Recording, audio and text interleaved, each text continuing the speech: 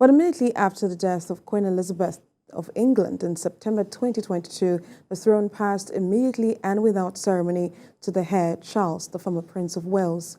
He became a monarch at the age of 73, the oldest person to have done so after holding the title for the longest-serving British heir apparent. This report takes a look at the process of the formal proclamation of Charles as King of England. Charles was officially proclaimed king on the Saturday following the Queen's death. This event took place at St. James's Palace in London, in front of a ceremonial body known as the Accession Council, made up of members of the Privy Council. At the meeting, the death of Queen Elizabeth was announced by the Lord President of the Privy Council.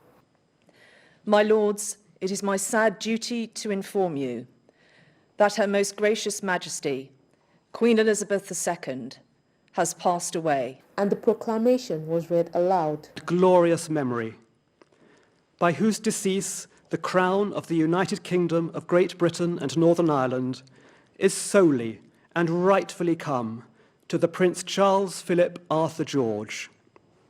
The proclamation was then signed by senior figures including the Prime Minister, the Archbishop of Canterbury, and the Lord Chancellor.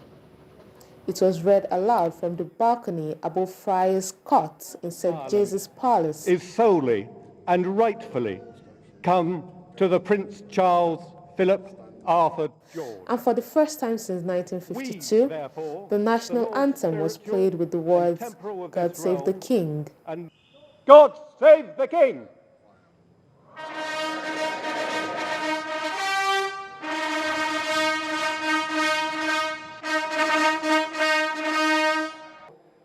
The proclamation was also read aloud by local authorities around the United Kingdom.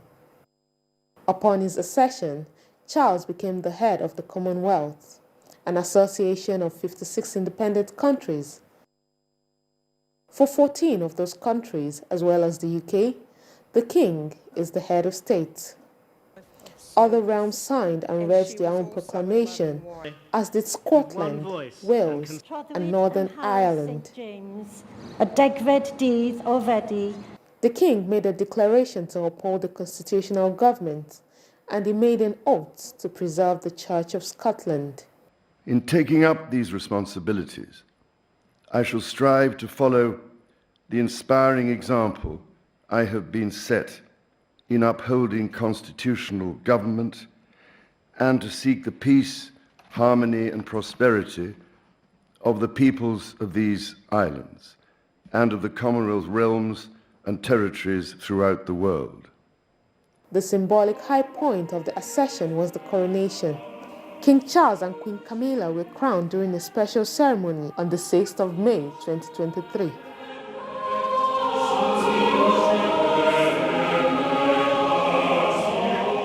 More than 2,000 people, including politicians and celebrities from 203 countries, attended Westminster Abbey in London for the historic service. In a chain to the coronations of kings and queens of the past, the ceremony reflected a more diverse, multi-faith Britain, made up of what the king called a community of communities.